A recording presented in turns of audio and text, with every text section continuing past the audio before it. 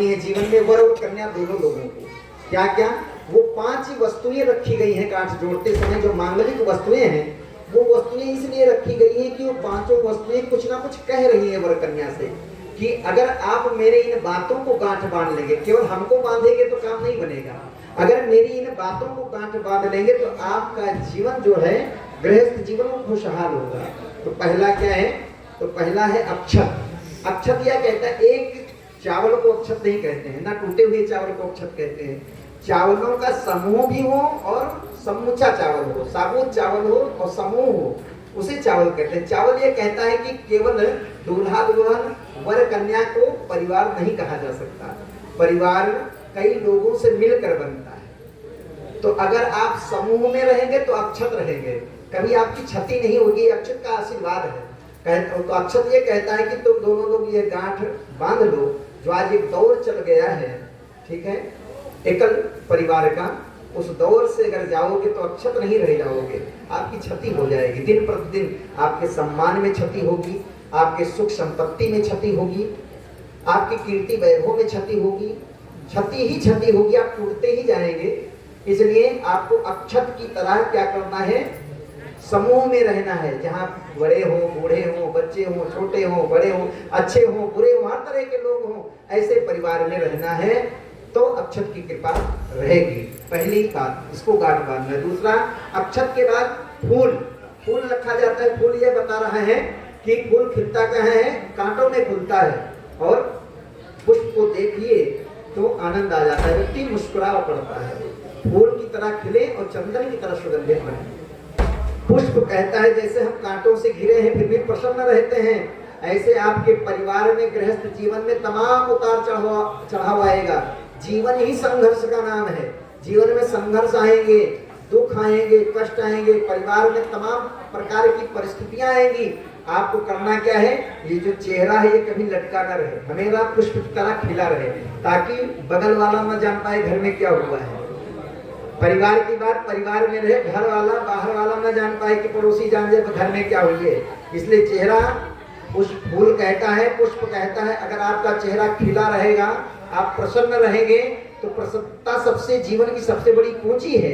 इसलिए जीवन में प्रसन्न रहना सीखिए, कितना भी अभाव हो जाए प्रसन्न रहने का स्वभाव बनाइए। आप प्रसन्न रहने का स्वभाव, प्रसन्नता संपत्ति से नहीं आती है, प्रसन्नता स्वभाव से आती है, इसलिए प्रसन्न रहने का स्वभाव बनाइए। दूसरी बात, तीसरी बात क्या है? तीसरा दूर्वा है। दूर्वा कहते हैं लोग कुएं की दूब लाओ, कुएं के पास की। क्यों कुएं के पास की दूब लाते हैं? क्योंकि कुएं से हमेशा जल बहता रहता है, जहाँ जल है वही दूर्वा फैलेगी और हरी रहेगी। दूर्वा को अमरता का वरदान है। आप दूब को कितना भी पुराना हो जाए, सूख जाए और जल में फेंक दीजिए, मिट्टी का हरा हो जाएगा। तो दूर्वा दी जाती, लोग आशीर्वाद देते हैं दूब की तरह बढ़ो।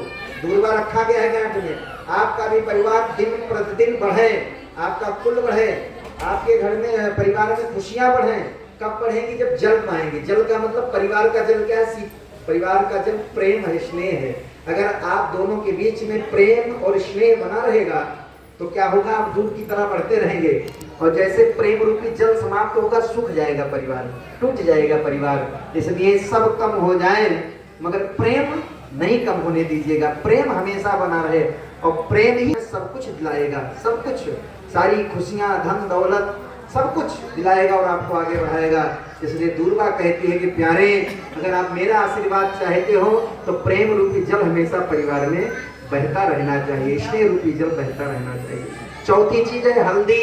हल्दी क्या कहती है? हम रोगनाशक हैं, मांगलिक हैं, लेकिन कब? जब जीवन में काम चोरी हरामखोरी ना आवे तब। आलस्य नहीं करना है जीवन में कि वो क्यों नहीं कर रही है, घर का काम है, मिल बांट के करिए।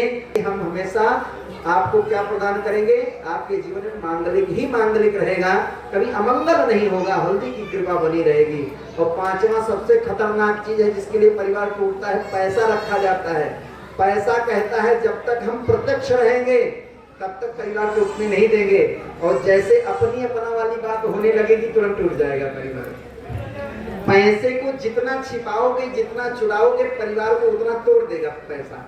और पैसों को जितना ओपन रखोगे, खुले में रखोगे, माने पत्नी कमाए या पति कमाए, सबकी आय सामने होनी चाहिए कितना कमा रहे हैं। और खर्च भी सामने होना चाहिए। भले ही पति देवता कमाते हैं, पत्नी घर में रहती है, पैसा कमा के पति लाए हैं, लेकिन खर्च दोनों की मर्जी से होगा। ऐसे नहीं कि हम कमा के लाए चाहे जहां उड़ाए जो मर्जी, चाहे शराब पिए, दारू पिए, गुटखा खाए, जुआ खेले, कुछ भी करें, तुमसे मर्जी, तुम्हारा पैसा है ना, उसका भी उतना ही हक है जितना तुम्हारा हक है। जब तक यह भाव रहेगा, ये पैसा आपके परिवार को बढ़ाने में सहयोग करेगा, टूटने नहीं देगा। पैसा से अच्छा और पैसा से बुरा कोई चीज संसार में है नहीं। चाहे पत्नी कमावे तो वह भी यही है कि पति का पूरा अधिकार है। पत्नी के कमाने का मतलब मायके गई, माता पिता ने दे दिया 5000 रुपए, 2000 रुपए दे दिया, पैसा लेके आई। ये नहीं कि मेरे बाप ने दिया है, घर से लाई हूँ तो मैं जो चाहूँ खरीदूं, साड़ी खरीदूं ना, उस पर भी पति का पूरा अधिकार है। उसके बिना मर्जी के खर्चा नहीं होना चाहिए। इसलिए अगर पैसा में पारदर्शिता रहेगी तो क्या होगा, ये पैसा आपको आगे बढ़ाएगा, नहीं तो परिवार टूट जाएगा। ये पांचों चीजें इस बात को कह रही हैं कि आप दोनों लोग जीवन में गांठ बांध लीजिए, गांठ को जोड़ दीजिए। ओम समंजन्तु विश्वे देवाः समापो हृदयानिनो साम माद्रिस्वासं दाता संदृष्टि दधातु नो। अगर जहां भी रहना, इस भाव से रहना कि आपके एक एक कर्तव्य से, एक एक वाणी से तुम बोलोगी तो क्या होगा, अच्छा बोलोगी, नाम मेरा होगा। आपने क्या सिखा के भेजा है, कोई भी काम करो बुलाना मिलता है। इसलिए जब बेटी को विदा करता है, माता पिता विदा करते हैं तो एक मर्यादा देते हैं कि एक मर्यादा है, एक रेखा है, उस रेखा को कभी लांघना नहीं। ऐसे रहना जैसे चंद्रमा को देखा है कितनी शीतलता प्रदान करता है, इसीलिए कैसे रहना, चंद्रमुखी की तरह रखना। ऐसा नहीं कि जाकर के आप सूरजमुखी ज्वालामुखी बन जाओ, चंद्रमुखी का बन के रहना। जिससे एक चंद्रमा रहता है, जब चांदनी रात में लोग बाहर निकलते हैं तो चांदनी की जो शीतलता है, उसकी उजाला है, कितना मन को मोहती है। ऐसे जो जिस परिवार में प्रवेश कर रही है उसकी जो मर्यादा है, उसके परिवार के जो संस्कार हैं, उन संस्कारों में, मर्यादा में ढल करके ऐसे रहना। जैसे चंद्रमा जब सबको शीतलता प्रदान करता है, उसी तरह परिवार को शीतलता प्रदान करना, उनके संस्कारों को, उनके कुल को आगे बढ़ाना। जितना तुम उनके परिवार को आगे बढ़ाओगे उतना भी मेरे परिवार का नाम होगा। इसलिए एक पिता शिक्षा देता है अपनी बिटिया को, एक मर्यादाकरण की प्रक्रिया है जिससे अपनी बिटिया को मर्यादा बताता है कि बिटिया तुम्हारे हाथ में मेरी पगड़ी है, मेरी पगड़ी को संभाल के रखना। आइए उस भाव को सुनते हैं, फिर क्रिया में प्रवेश करते हैं। ससुरे में रही हाथ चांद बन के, ससुरे में रही हाथ चांद बन के, सबकी पुत्री के बिछुआ हरान बन के, बेटी ससुरे में रही हाथ चांद बन के, बेटी ससुरे में रही हाथ चांद बन के। सासु के इस दिन चरण दबैया, सासु के इस दिन चरण दबैया, बिटिया सबसे पाछे खैया, बिटिया सबसे पाछे खैया। ससुर के बाजे जब खड़ुआ, पानी भी हाथों में बहुआ, ससुर के बाजे जब खड़ुआ, पानी भी हाथों में बहुआ।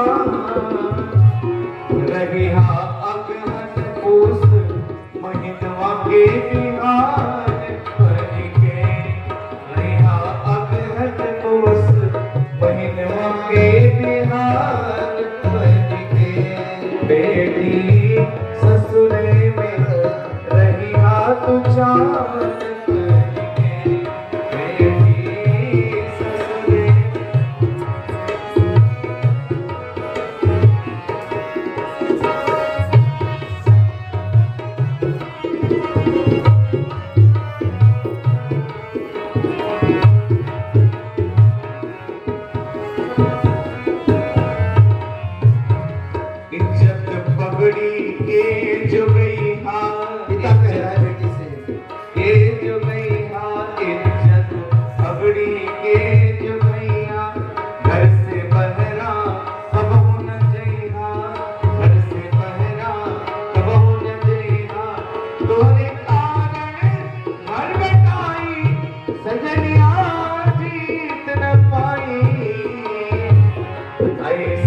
पूजन करिहा की उरहन आवे पान बनिके बेटी ससुरे रहिया तू चाँद बनिके सबकी पुत्री के बिछड़ा परान बनिके बेटी ससुरे में रहिया तू चाँद बनिके सुनल जाई तोहर बड़ाई सुनल जाई तोहर बड़ाई किया जाई तब उलसाई किया जाई तब उलसाई ऐसन करिया सबसे प्यार तोहरा बिन लागे आधार ऐसन करिया सबसे प्यार तोहरा बिन लागे आधार सबके होते रहिया